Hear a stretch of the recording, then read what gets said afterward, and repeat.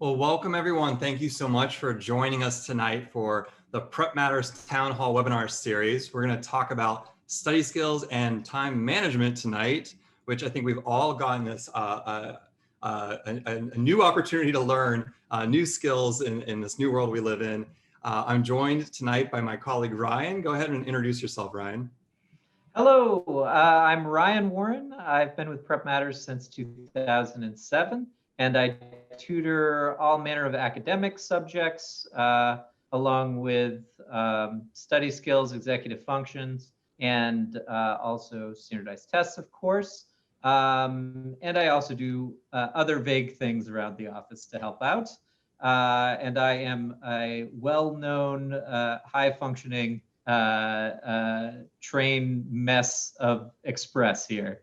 So I think that I've found some balance and made myself effective, though temperamentally less so.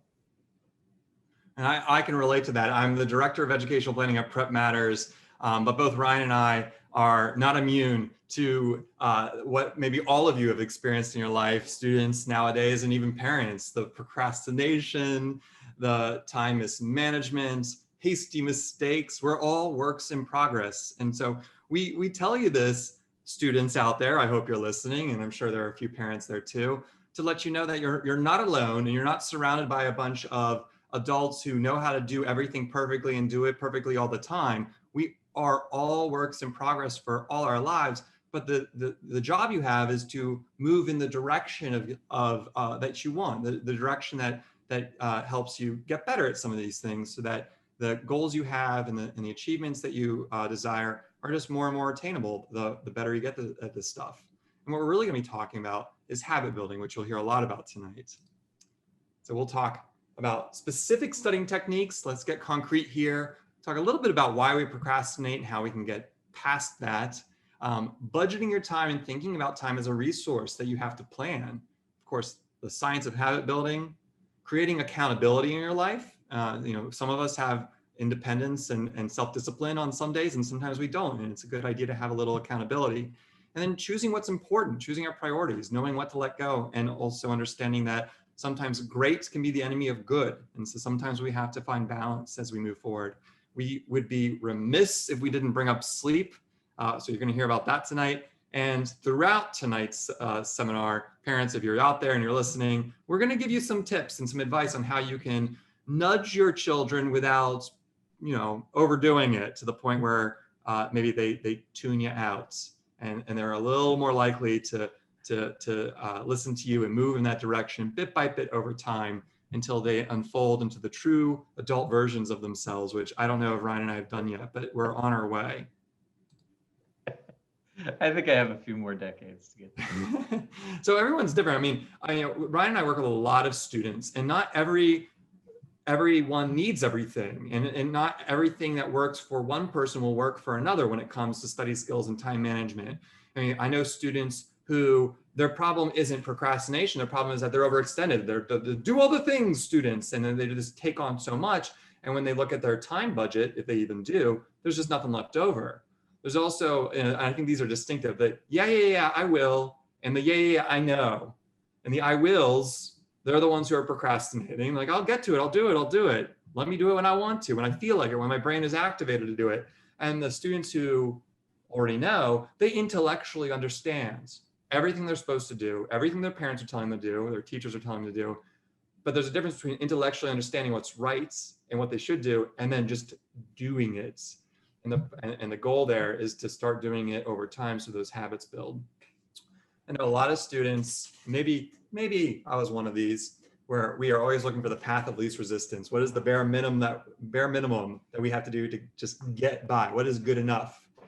And then there are some students who they do well with a kick in the pants. Like that is actually gonna galvanize them to do more of what they should be doing. And there's other students who would shut down with that kind of approach. And then I think, sorry, I didn't mean to cut in, Jeff, on you here.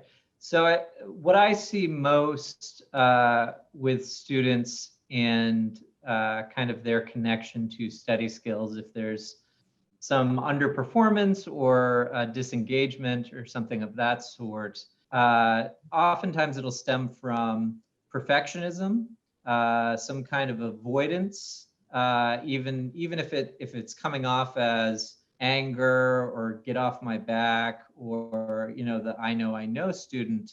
Oftentimes that's the result of some avoidance, potentially from anxiety or from underlying ADHD. And so I think the messaging of this to different students differs a lot depending on what's behind and kind of motivating the behavior. So the perfectionist might look like they're being avoidant, but it's just, as Jeff was kind of alluding to, they have a picture of what's perfect in their mind, and then they kind of have a hyperbolic reaction where if it's not perfect, then it's not worth doing at all. And some of these types can look a lot like other types. So I think it's important with any of this stuff to figure out kind of what the student wants, because I think if the student wants to do the bare minimum, that's probably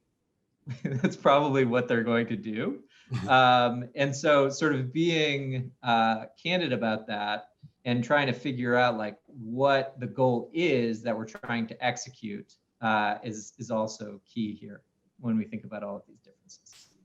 I think it's a really important point that the way that these things manifest, they can look very different than what really is going on there. But I think it's also important to know that they're all going to be just fine. The students out there, you're going to be just fine. Parents, your kids are going to be just fine. And some of the parents out there who are watching their kids not do it the way they would do it, or not do it the way they think they should do it. Well, you are operating with a brain that presumably is fully formed. And we no offense, students out there, but it takes about 28 to 35 years, depending on your gender and who you are, before your brain is fully formed. So there are things that are just going to get in your way because you're still developing, that your parents' brain doesn't have to deal with anymore. And that disconnect can create a little friction in the household sometimes, because it's just so obvious and simple to mom and dad. All you have to do is this thing. And maybe it's different for you right now, but things change over time. So let's talk about habits. Everything we're talking about tonight it really centers on this idea of habit building, really carving out neural pathways in your brain so that the things that don't come naturally to you start to feel like they can come naturally to you. And the only way for something like that to happen is practice over time. And habits look like the squiggle you see on the screen. I don't know if anyone has come up with a New Year's resolution before, whether it's going to the gym or spending money more wisely or doing your homework perfectly or whatever it is. And January 1st through January 13th, you were just raging, like it's just like perfect. You're hitting out of the park every day, and then inevitably there's a lapse. And that part was really important for me to learn personally, that almost always when there's a new habit that's being built, that lapse, that dip that you see on the screen will come. It is exceedingly rare for someone to pick up a new habit and knock out of the park and then stay at the high level the whole way through for the rest of their lives. You go up and down, but over time, as long as you keep practicing, you let those lapses happen, but then, as cliche as it sounds, you get back up on that horse, there's a new calibration where you even out, maybe not as high as your highest peak, but certainly higher than where you started. And so it's important to stick with these new habits. And science tells us that, generally speaking, 4 to 6 weeks is what it takes before it even feels like it's starting to stick. What happens for a lot of students is that they try something out. They try out one of the techniques that we're going to talk about today. They try out some new piece of advice, and it didn't work the first time, doesn't work for me. And that's probably not going to be effective. You really need to give it a go for a quarter. Try, if you want to think about your life in terms of academic quarters or trimesters or whatever you have at your school, that would be a really great kind of time frame to try out new tools and new habits.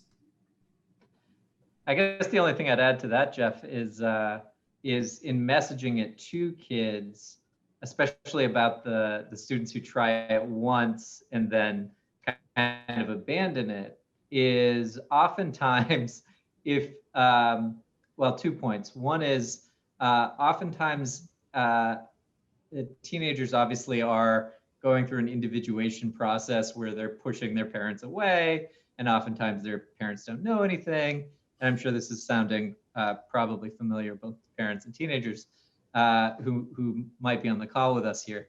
And my thinking here is, if you tell them, here's what to do, oftentimes they'll kind of immediately be averse to it, right? And then they'll look for the first opportunity to not use it, because then they prove you wrong and they get like all of this hit of dopamine, right? Because they were smarter, and they're sort of proving that they're right through their own failure in some ways, right? And so it can be this kind of delicate balance where oftentimes just reframing something from do it this way to, oh, how are you going to do that? And say, when I am trying for me to blah, blah, blah, or even better, if you have an issue with some of these things, I think it can be useful to present it as though it's not the student, but rather that you have the issue, and then the student can become kind of a partner in sort of workshopping some of these ideas, and then you can have the strategies that we'll talk about to kind of interject. A lot of times the brain will react and then it will respond. And so that's for parents to remember. When your student reacts, that might not necessarily be where they land an hour from now, a day from now, a week from now. And students, for you, I like to tell my students, you're not responsible for your first thought, but you are responsible for your second thought. So you might say, no, mom, but then calm down, give yourself some time and really ask yourself, where might you be wrong here, possibly, or where might mom or dad be right, or a teacher or Ryan or whatever. And just let your brain respond. So I have this theory, and I call it the wall.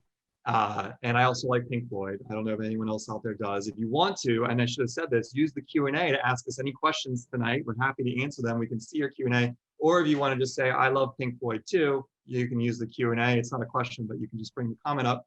And my theory is that for most of us, we are able, for some stretch of time in our lives, to kind of go with our natural strengths and experience success. So in school, for a few years or many years, you can kind of just plop yourself in class, listen, and it just comes naturally to you. You do what you're supposed to do, and things are going as well as you would expect. But at some point, for me, it was in 5th grade or 6th grade, around that time. For other people, it's in college or after college or high school. There comes a point where what you do by just existing is no longer enough. And you have to put in more work than is comfortable for you. And for some students, and I was one of them, we cling on to our old ways desperately because we don't want to have to do that. We don't want to have to do more than just show up. And those old habits really aren't going to serve us moving forward. And for others, they recognize that they have to adapt, and they do that.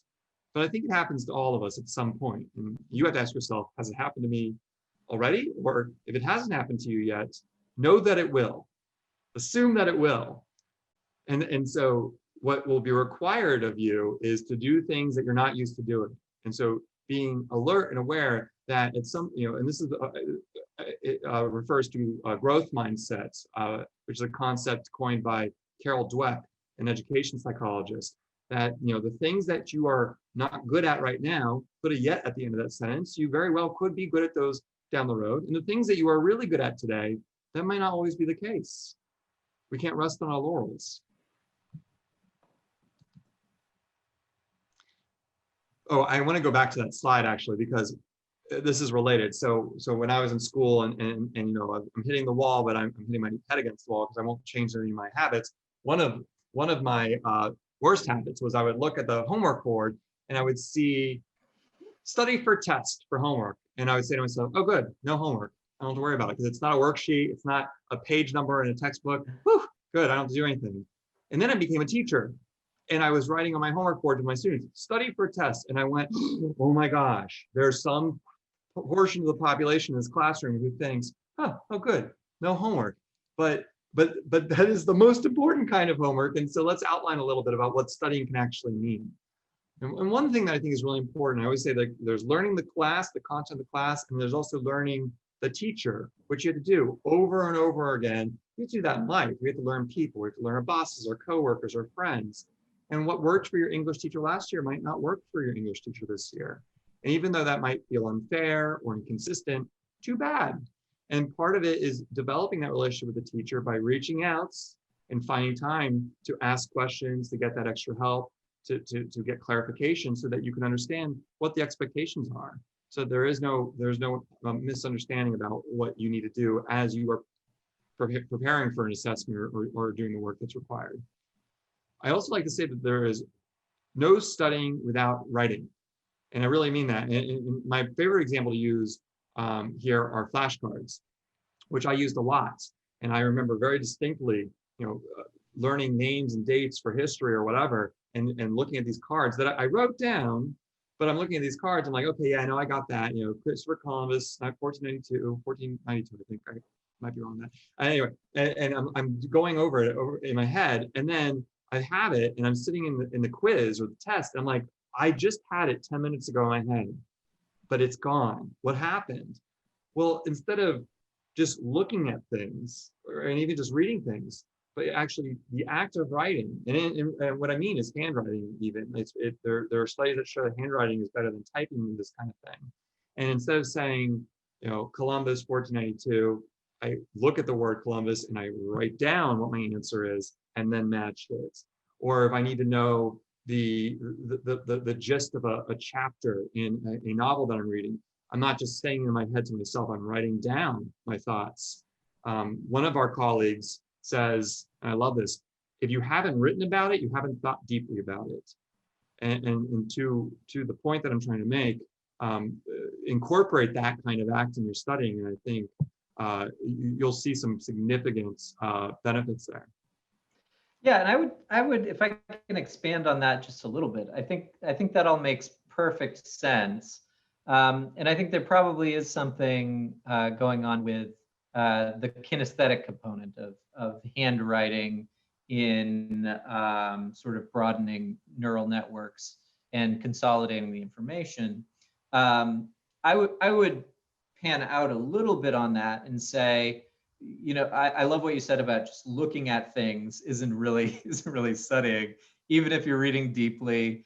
So there's one component, which is sort of when you're engaging with a text, are you like holding up your part of the conversation? Are you asking questions of the texts and then answering them? Are you thinking about the information sort of in real concrete terms? Because I think for a lot of students, there's just sort of like this one component of their life, which is school, and they're just supposed to like suffer and sort of like excel within that domain, but it doesn't penetrate the rest of their lives, and so like their personality isn't getting involved, right? They're not asking questions, they're not really engaging, they're just kind of regurgitating.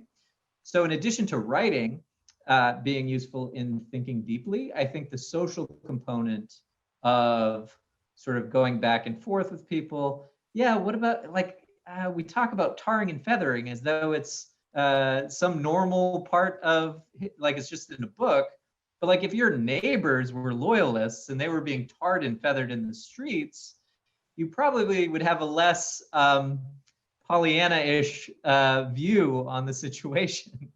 It'd be horrifying. So like trying to empathize with the material, ask questions of it, even in mathematics, even in areas where it feels like it should be rote rule following and so on. So just wanted to put a little button on that. I think it's people, students I work with who love math. One of the most common reasons they say they love math is because there's always one answer, and that's fine, and we like that. But I love the idea of using your identity and your personality to actually have a perspective on what you're grappling with and truly engaging with your work. And for some, that's not going to come very easily, and maybe it will take a while, but at least planting that message, sending that message out to students. No one ever told me that when I was in high school. Maybe if someone had, it would have gotten me there a little bit sooner than where I am today. But anyway, touch every class every day, and this is so important. I mean, now with online instruction and distance learning, and of course, we are thinking about where school is today versus when we gave this presentation before March 11th or whatever it was. That some of these things are going to have to change a little bit, or be more important to think about, and especially with synchronous work, asynchronous work, and what am I supposed to do when? And I think a good standby rule is touch every class every day. And what I mean by that is that obviously if you have homework, you have to study for a class, you do those things. If you have no homework, if you're not supposed to study, if your teacher says take a break, maybe don't. Maybe find, and I'm talking about like 2 to 5 minutes. You pull out that worksheet and review it. You take a look at those terms. You play around with a couple practice problems for chemistry, whatever it is, just so that you've done something. Because even and this goes back to rote memory and just memorization techniques. You learn a new concept. If you take a look at it 5 minutes later, an hour later, 5 hours later, 5 days later, you're much more likely to retain this kind of stuff versus only 5 days later. I learned it last week, and now the quiz is here, so now I'm going to check it out for the very first time after I learned it. That's not going to be as effective. And this all requires, that's super important. Oh, sorry. I was going to say, this all requires mapping out your time. And so that's what we want to dig into today, because time has felt weird for the last 8 months. I mean, days feel like weeks, weeks feel like days. And if it wasn't important before, which it was, it's even more important now to think about not just the calendar for the month, but okay, I'm waking up. What am I going to do today?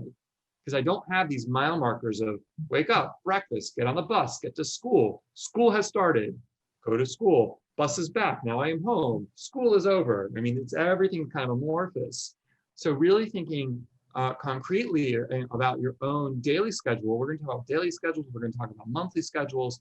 It just has to be done for you to have a sense of how you can measure the efficiency of your time. And one of our favorite techniques, which I called the Knox Technique until I realized that someone long before I figured it out myself had already coined this term, is the Pomodoro Technique, which you can Google, and there are apps for it, and there are essays written about it, and I encourage you to. But in a nutshell, the idea is that multitasking is a myth. It's unproductive. And so if you're working on, let's say you have a paper that you have to write, you are assigned on a Monday, it's due on a Thursday. And you're writing this paper, you've got the blinking cursor, but you also have got your social media over here, you've got your phone over here, you've got television in the background, whatever's going on, but you've got a lot of noise happening. The idea is even though you study better with music on, or you need distractions to whatever, I mean, neurologically speaking, it's false. So it's just not true. There is no science that supports multitasking as a thing that can be done by the human brain. And so the idea then is that you dedicate whatever chunk of time you are comfortable dedicating to pure work, meaning your whole world is the thing that you're supposed to be doing right now. In this example, it's the English paper. You find that chunk of time, you set a timer, and you do just that thing for that manageable amount of time. For me, it was 20 minutes when I started this technique. Could I do pure work for an hour? No, and I don't think I can do it today. Truly, no bathroom, no snacks, no looking at my phone for a full hour. Maybe, it depends on what I have to do. But 20 minutes, I could do anything for 20 minutes if I. So 20 minutes of pure work. I set a timer that I cannot see, because if I could see it, I'm just looking at it every 2 minutes, and then when it gets to 18 minutes, I'm like, that's good enough. I'm waiting for the timer to go off, and I make that thing my whole world. And when that timer goes off, I reset the timer for a certain amount of time for a break. And in that break, that's when I can do whatever I want. So 20 minutes on, 10 minutes off was where I started. and in those 10 minutes, check my phone, go make a snack, do whatever. But knowing that I had an endpoint was really helpful for me. And it took some time for me to appreciate this, but not too much time, to realize that 20 minutes of pure work, I could get so much done when I wasn't kind of, diluted with all of the distractions. An hour of distracted work was nowhere near as productive as the 20 minutes of pure work.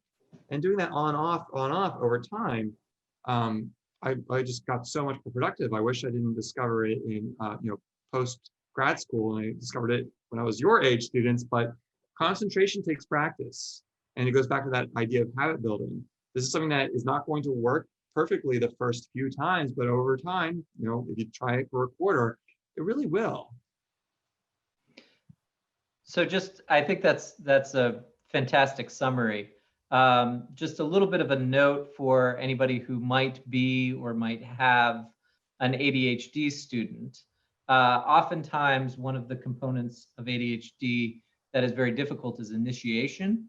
And so, one worry I sometimes have with these kinds of techniques is, while they work fantastic, if there's sort of buy-in and motivation, that now instead of being avoidant of the task to be done, now I have like a framework to be avoidant of. And so one thing I think that could be really helpful in on-ramping students with ADHD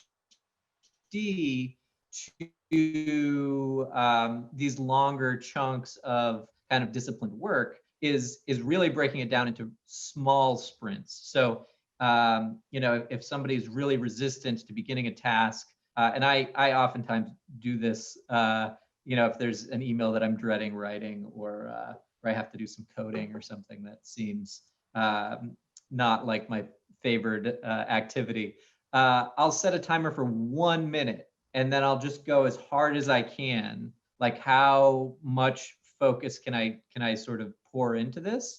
And then when the timer goes off, instead of being like, oh, I'm relieved I could take a break, sometimes I go, oh, okay, well, now I've sort of activated and I'm sort of into that hyper focus mode. And so it's almost like, well, I can't wait to now set a timer for 5 minutes. And then pretty soon I'm up to that, those 20 to 40 minute chunks where you can really kind of do a little bit more deep work, free from the distractions, as Jeff was saying. Yeah, I mean, start where you are ready. If it's 20 minutes, if it's 5 minutes, if it's an hour, whatever, just experiment. And here's what this Pomodoro technique looks like. If you do 20 minutes on, 10 minutes off, or 30 minutes on, 10 minutes off, 45 minutes on, 50 minutes off, you can kind of grow it over time, and you can get, substantial amount of time of pure work that's manageable. And it feels a lot better than saying, oh my gosh, I have 4 to 5 hours of work tonight, and I have to work 4 to 5 hours straight, which no one ever really does. And so it's much better to kind of figure out, okay, if I can dedicate 2 hours of work tonight and do it in a manageable way, that's going to not only give me the focus, but also allow me to produce my very best work, right? And that's the other thing I ask my students to do is pick a class, pick an assignment, pick a teacher, pick whatever, and make that your pet project, and ask yourself, okay, for the next week, for the next quarter, for whatever it's going to be, I'm not just going to get things done. I'm going to ask myself, is this the very, very, very best I can do in this assignment, this class, for this teacher, whatever, so that it's not about the grade, though of course I'm sure you're interested in the grade. It's about, what am I able to produce? What am I able to do when I challenge myself to produce what I think is my best work? And you don't do that with everything all the time. You pick a little thing, and then that builds over time.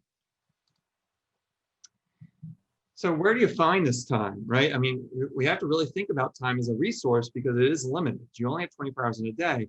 And it's distinctive, because if you are trying to budget money and you don't have enough, well, you either cut costs or you go make more money, right? You get another job, you get a raise or whatever. If you are trying to budget your calories and you want, to eat that, fudge sundae, well, then go work out a lot, and then maybe you can put that fudge sundae into your calorie budget. But you really can't do that time. It's 24 hours a day, and that's all we've got. So we've got to be smart about how we manage this time. And the concept of the zero balance budget works well already, but again, where we are with this pandemic and the fact that you've got these, depending on where you are, you might have an 8 to 4 school schedule. Maybe there's a day that's asynchronous and you get to do however you want to do it, but you got to do it. Maybe your school is saying, okay, you've got essentially 2 hours of work or 2 hours of present work a day, and the rest is on your own. I mean, everyone is different out there. And so this will work for everyone, but it might look different for everyone. And so the idea is that you take a look at your 24 hours and you put down, okay, of the hours that I know are taken up, what's taken up? I know I have to sleep, and we have a whole slide on that coming up. I know I have to be in school for certain hours, and everyone's is different. And then there are things that I want to do. There are things that I need to do. There are things in between. Where am I going to find those minutes so that every minute is accounted for? And the concept comes from is a financial budget where, let's say you get $1,000 in your paycheck. The moment you get it, instead of just saying, I wonder how I'm going to spend that $1,000. Let's just see day by day. I'll just make decisions and hope that I have I hope I don't overspend my $1,000 by the time I have my next paycheck. The day you get those $1,000, you say, okay, I know that this dollar is going to do this thing, this dollar is going to do this thing, and you have spent every dollar that very day, not literally, but you've assigned every dollar a job. And so here you are assigning every minute a job before you are actually in the middle of the minute and having to make a decision. The decision has been predetermined.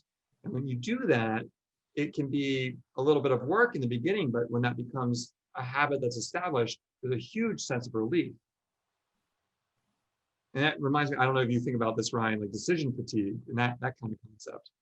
Yeah, absolutely. And I was sort of thinking about transitions as well, and kind of the costs of decision making in the moment. So this was kind of a hot topic a few years ago in sort of success psychology literature about whether or not there was sort of a depletable amount of decision making a person can do in a day. And I think what I got from the conversation ultimately was kinda in that there is a limit that we have.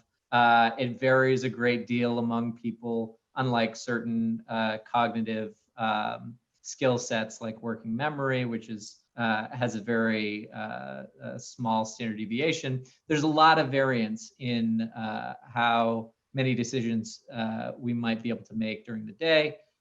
Famously, Obama had a whole closet full of the same suit because he didn't want to invest mental energy deciding what to wear that day. He just wanted to have that decision sort of off his plate. And so as many things as we can slough off to the external world, whether it's technology or having these plans in place, the easier our lives become. And I think one thing that can sometimes become a challenge with parents and students is that the kind of nagging function gets exported from the student onto the parent because that's sort of a way to externalize the motivation. And so there becomes this kind of, well, they wouldn't, if I don't nag them, they don't do it, and then the student is like, well, they're just going to nag me anyway. And it can kind of, if it becomes like, there are times in which that's sort of a transparent, like, yeah, I just need mom to keep me on track, and that can be totally fine. But if it becomes painful, then I think sometimes looking into these topics can be really useful. One more quick thing, Jeff, because I know I'm rambling a bit, is that for ADHD students in particular, their decision fatigue is going to set in much quicker than for others. And so if there's messaging that needs to happen for ADHD students, it's often best to communicate that early in the day, where they still have kind of a padding, a reserve, and they can kind of hear the information and then actually kind of let it absorb into their skull and then make a decision before they're kind of out of gas. And here's what a not zero balance budget looks like, where you're like, oh, like, well, I'll just fit this all in.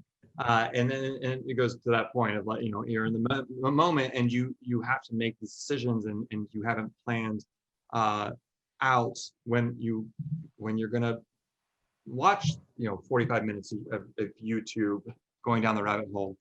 And your schools have come up with a way for you to kind of think about the zero balance budget, despite the fact that you're not in a building with a bell system. You still have something that will give you a sense of like, when do I have to be on? When am I off? When am I on? When am I off? And asking yourself, okay, during these break times, do I need these to be breaks? Do I need these to be times when I'm doing like 5 minutes of studying, because Jeff says I have to touch every class every day? And then asking yourself, when you're off the clock, when do I want to do my homework? Do I have social distance sports? When do I want my weekend to start so I can feel free to have an actual weekend? And this is important too. I mean, we all want to be able to just go off the clock and have a full weekend, but I have this in my professional life still. Students, I hope this isn't a shocker, but when you're an adult, you don't get the full weekend even in adulthood, and you probably don't. And now as a student, you have to do some homework or some studying even on the weekends. So by taking control and ownership and choosing when that's going to be done, when you move into the part where you get to hang out, you don't have that what I call Sunday night dread, or that nagging feeling of like, I know I should be doing this other thing, but I'm just not going to do it, and I'll just hang out anyway. And you can't be fully present and carefree when you're doing this thing that's supposed to be fun.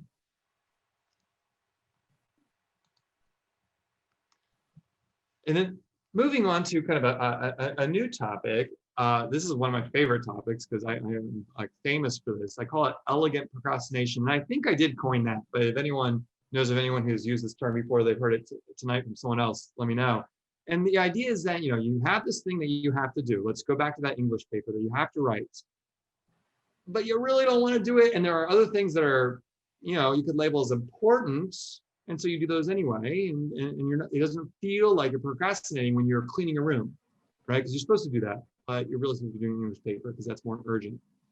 So I have students who, well, they're not going to start writing until they pick the perfect fonts, or they have to organize their pet rock collection, or they're going to, use the perfect, alternating highlighter combination to make those flashcards, and then they will start studying.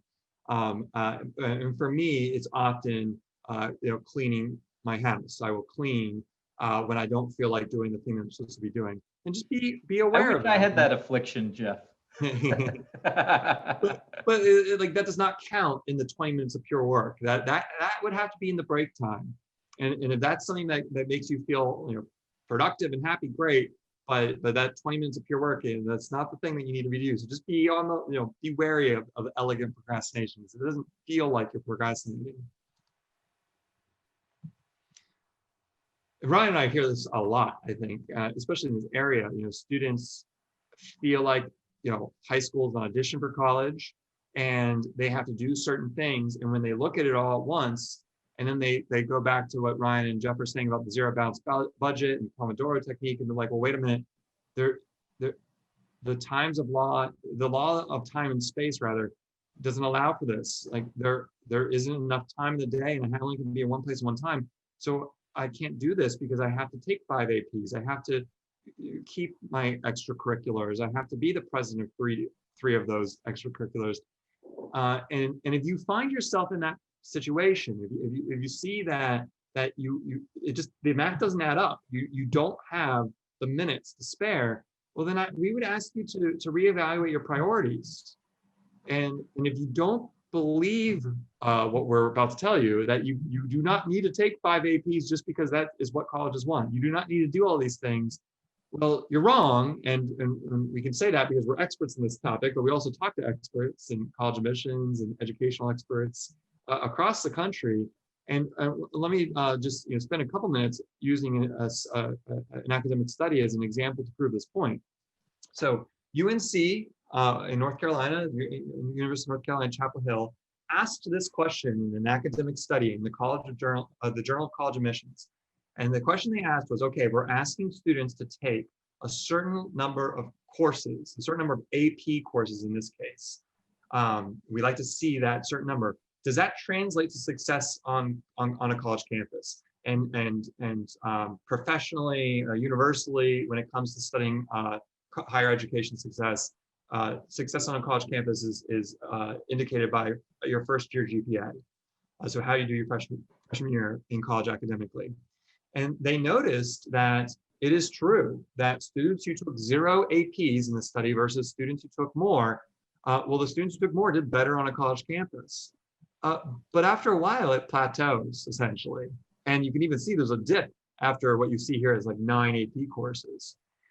And so what was interesting here is it's not that the magic number for college admissions to take somewhere between 4.5 and 5.5 AP courses, and then you're good after that. But the conclusion that the study reached, and what admissions officers and deans of admissions read in this Journal of College Admissions that they all get, just like we do, is that yes, after a certain point, or up until a certain point rather, there's an advantage to taking rigorous coursework, but after a while, there is no distinction. So in other words, students should feel free to find their own priorities and choose them in a genuine manner. And what happens all too often is that students do things, they make decisions because they think they're supposed to make those decisions because that's the only thing that college is looking for. It has to look a certain way, it has to look good.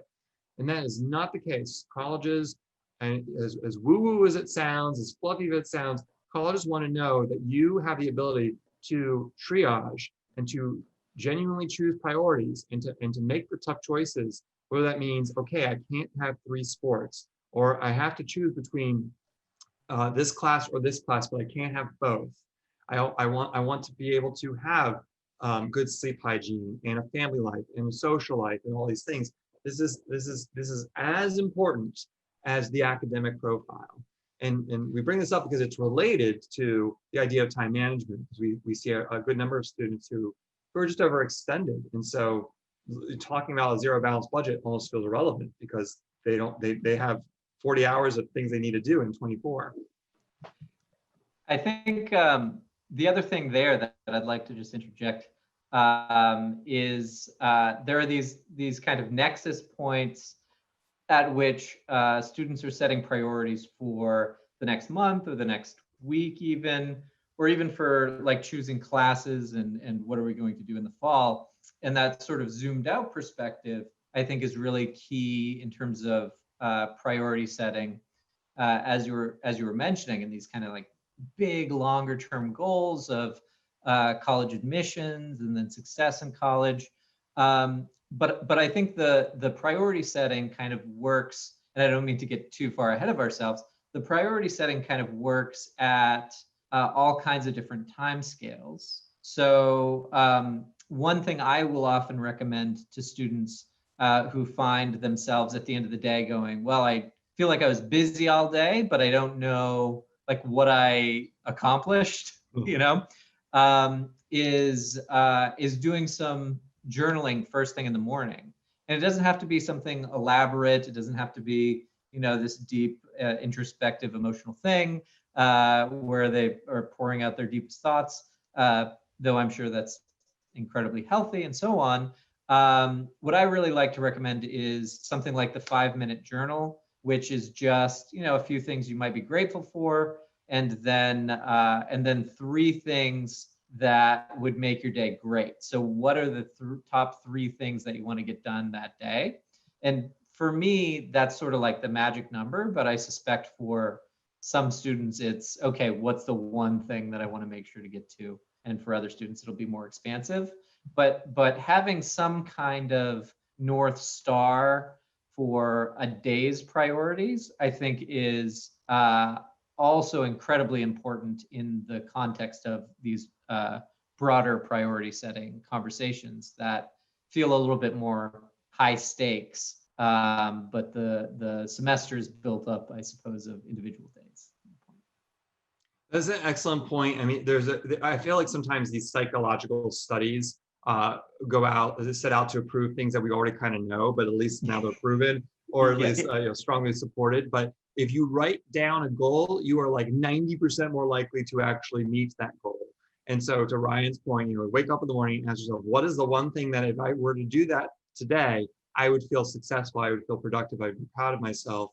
And if it's like, I'm going to sit down and do 20 minutes of that essay paper that's due, not tomorrow, but Thursday, but I'm going to sit down and do 20 minutes of something with it, well, that would be great. But start small and write it down. So what if you're not busy enough? You have the opposite problem. You don't have, 5 APs and 3 extracurriculars that you're president of, and you have plenty of time, and you're not busy enough to even need to budget. Well, I just think you're wrong. There's just no such thing, because what you might need to think about, and this is to Ryan's point earlier, is the long-term view too. We talk a lot about how you spend the time in your day, but what can be overlooked a lot is not just today, but what do I have to do this week? What does the month look like? What does the quarter look like? And now that you've gone through your first quarter, maybe it got you got to the end of that first quarter a lot quicker than you realized, and time flew. When I was a middle school teacher, I learned pretty quickly that their understanding, middle school students' understanding of 20 minutes or 8 minutes or whatever was different from mine. They didn't really know what 20 minutes felt like.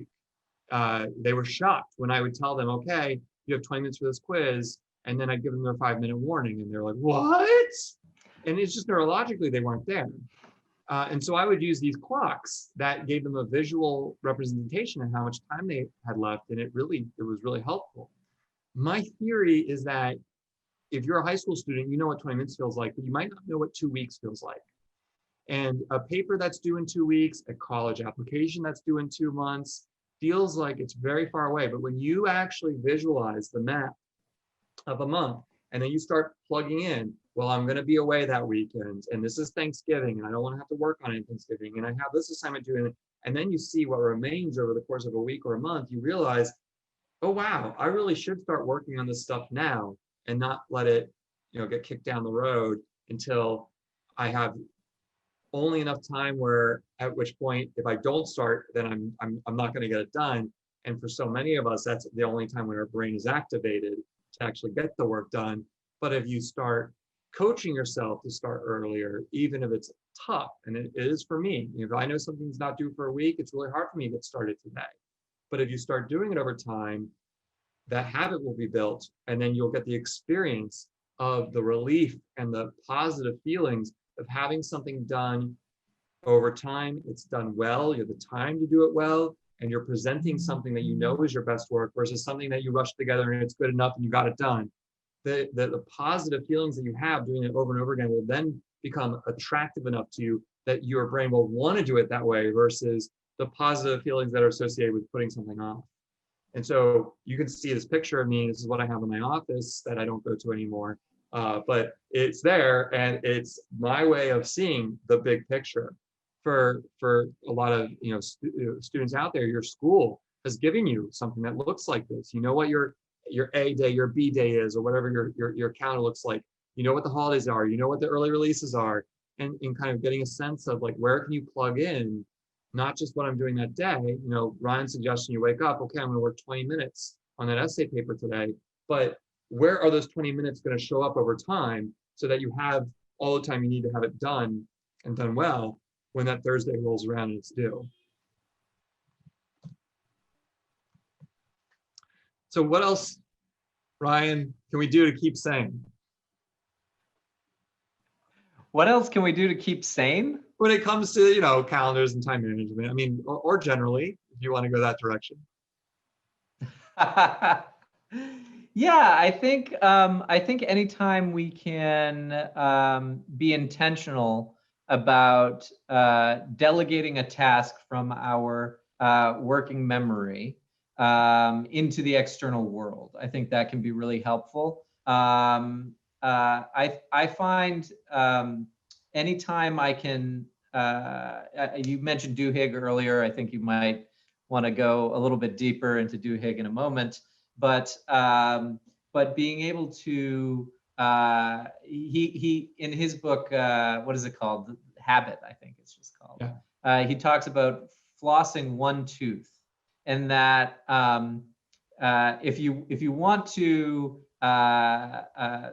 take on a large project, it's best to break it down into the smallest actionable item that you can.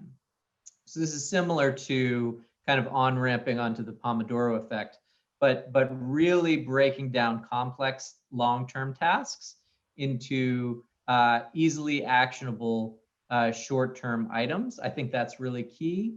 I think, as I mentioned, journaling first thing in the morning, really taking advantage of any kind of transition that's natural in our days.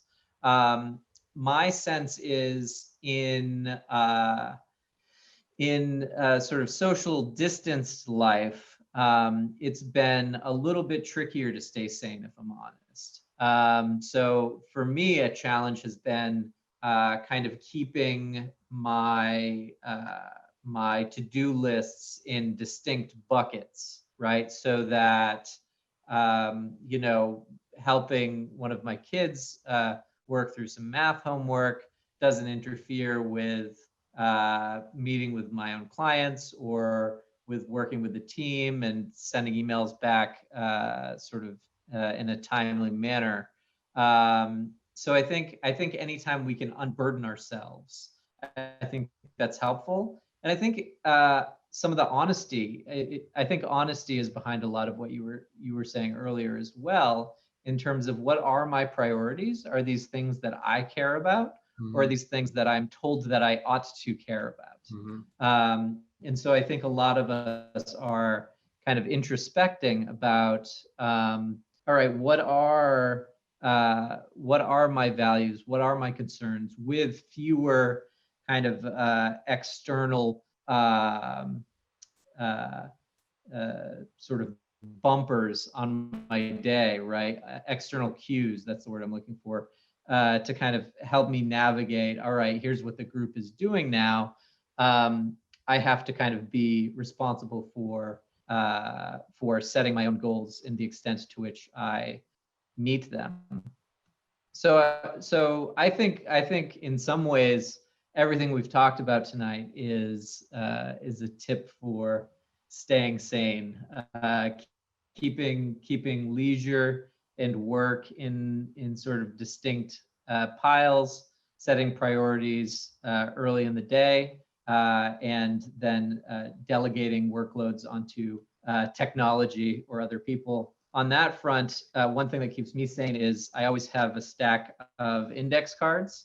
I got that from Daniel Levithin's book, The Organized Mind, which was a nice combination of sort of topics I'm interested in neuropsychology, and also things that I was really bad at, like how do you avoid losing your car keys and misplacing objects in your environment? You know, how do you keep your workspace organized? And all of those things that implicitly were impacting my sanity, I suppose, and my happiness. So I always have these, and I write a single task on a single card, and then I can reorganize them, right? So unlike a list, I can change the priority on the fly fairly easily. And they're sort of, I like that they're tactile, you know, as opposed to having a to-do list, you know, Asana or Monday or one of these project management software tools are really fantastic. But there's also something about having a tangible object that I can kind of satisfyingly rip up when I've completed an item on my to-do list. So those are sort of my ways of staying sane.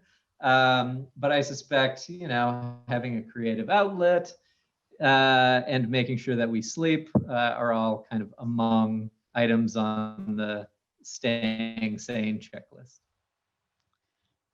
Yeah, and I think whatever works for you, students out there, as long as you own it. I mean, you are now the age where you really should be in charge of your own calendar. And I think it's fine for families to share a family calendar through Google or Apple or whatever, but like you, student, need to be aware of what your responsibilities are every day. And it is no longer mom's or dad's responsibility to remind you, even though it's nice that they do that. And I feel very, very strongly about that, that it's up to you to own that. And also, on top of Ryan's suggestions, planning for breaks and then figuring out what you need to do during that break. If you get a break in between two classes, stand up from your desk, maybe even go outside and walk around the block. I mean, get a snack, do something, but especially, we're all cooped up here. We have to take those extra steps to just, be active. And, related to Ryan's index cards, checklists for the morning, for the evening can be really helpful because what you do in the evening can be the prep that you need to have done in the morning, so you don't have to worry about it in the morning because it's already done. Just flying through some of these other slides so that we can wrap up on time. Your physical space is important now more than ever, and also your digital space, because you probably have a lot more on your computer at home than you ever did before. So having a dedicated space that you associate with work and that you're able to walk away from, even if it's in your room, but like when I'm in this chair, it's school mode. When I'm not in this chair, I don't have to worry about it. If you have a door you can shut on that room, all the better. But that'll be important.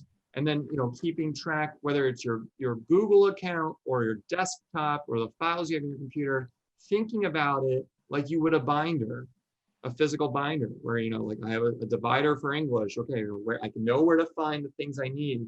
I'm labeling my Google Docs in a way where it's not just essay, but the title actually tells me what it is, so I know I can find it. These are little things that they do not take a lot of thinking, but it does take the willingness to just take that little extra step, and it can save you a lot of grief later. Sleep. It's so easy to talk about. It's hard to do. I don't know if this has been your experience as students and parents too, but I have been able to get more sleep with the social distancing just because I don't have to commute. I'm closer to my bed a lot. So, just to let you know, students, and this might be laughable, like, everyone's different, but at your age, 9 hours is kind of what you need. The goal for you would be to get to a point where you are going to bed at a time where you are waking up naturally without the need of an alarm clock. That would be the ideal goal. And there are strategies that Ryan and I both have that we can give you to help. We don't have time to go through all that today. That could be its own webinar. But think about sleep as seriously as you would about your other priorities. That essay paper, the essay that's due, family time, social time, and be careful about the electronics close to bedtime, because they activate your brain in a way that makes it really hard for you to actually get to sleep. And accountability buddies, as long as it's not yourself, finding someone you trust who you won't be totally, just furious with for reminding you of the things that you need to do. But outing yourself and to Ryan's point, being honest and saying, okay, I need to do these things. If it's up to me and only I know I need to do these things, I might not have the self-discipline to do it. So let me tell a friend, like, hey, would you send me a text on Wednesday and ask me where am I on my English paper? Because I want to be by the rough draft stage or whatever. Or if parents are effective, ask your parents to nag you. That's a novel idea, but it's a lot more effective when the parent and the student both agree that whatever the parent is doing, it might be painful, but it's helpful. It's not effective when there is no meeting of the mind there. And so maybe having an honest discussion about what is helpful together as a team would be useful there. And teachers, whoever, as long as it's not yourself. And some last quick tips. If it ain't broke, don't fix it. If your mom walks in and says, oh my gosh, how can you be staying organized with this messy room, and look at the desktop on that computer? How can you know where your math homework is? Well, but if you're getting everything done and getting the grades you want, well, maybe it's not the battle you need to fight right now, Mom, and maybe it's not the battle that your student needs to fight right now. Habit building results over time. These are small carvings etched into neural pathways, literally, so easy does it, but stay with it. So actually try. Don't try it once and say it doesn't work.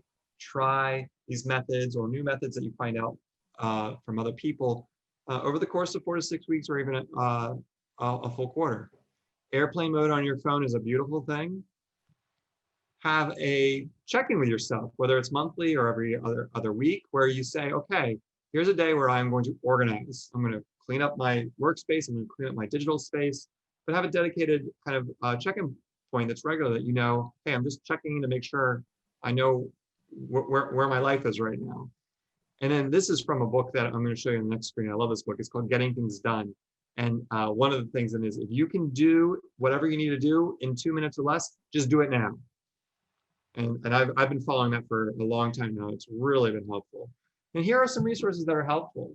Our president and founder of Prep Matters, Ned Johnson, co-wrote a book with Dr. Bill Stixrud, who's a local but nationally renowned neuropsychologist. It's called The Self-Driven Child. So if you're interested in learning more about the science behind how we can motivate ourselves to do the things we want to do, and also the science behind how parents and students can work together, parents and children can work together to as a team in the ways that we were discussing. It's an excellent read. Getting Things Done. It's an organizational book. Eat That Frog is a more kind of modern, more hip take on that. I think The Organized Mind is Ryan's favorite book in this topic, where he got the index card idea, The Power of Habit he mentioned as well. And then there's an online lecture called Time Management by Randy Pausch. That's excellent. You could also go to our website. That one's so great. I revisit that one, not to sound cheesy, but I'll revisit that one from time to time because it's just so poignant. Like, he was dying of brain cancer, and then he sort of returned to give this lecture on time management. And so it's really like ripe and touching, and it makes some of these bureaucratic feeling tools, gives them a little bit of heart. You talk about valuing time. Yeah. Our website, Prep Matters, we have some resources and some blogs on this topic. So please visit us at prepmatters.com and check out our blog to find out more. And there are a ton of apps out there, more than just these two, that work differently for different people, but can be useful. There are Pomodoro Technique apps, tons of things that you can find that will help you stay focused.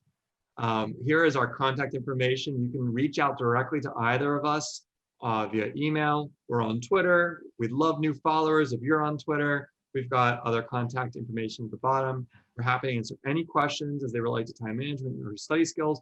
And then also test prep and college admissions, really anything. We're happy to help. And if you enjoy our town halls. Anything but taxes. Yeah, I don't want to help with taxes. No, we're not certified. But if you enjoy these town halls, our next town hall is next month, Wednesday, December 9th, at 7 p.m. And our Director of Education, Dr. Aaron Golumsky, is going to talk about how to map out a standardized testing calendar where, in a world where we have to think about test cancellation and all the new things that he has kept his ear to the ground and finger on the pulse of, and essentially he has his moles with the College Board and the ACT to get a sense of what's going to be happening. So if you're a junior, if you're a sophomore or younger out there, I highly encourage you to come to this December 9th town hall, where we're going to have a lot of new information, because the standardized testing world is very different than it was a year ago, and it's probably going to be very different a year from now than it is today. We hope that you found tonight's seminar useful. We wish you the very best with your second quarter, with everything that's going on. Have a wonderful Thanksgiving holiday that's not too far from now. Stay safe. Have a great night. Thank you so much for coming. Thanks for joining.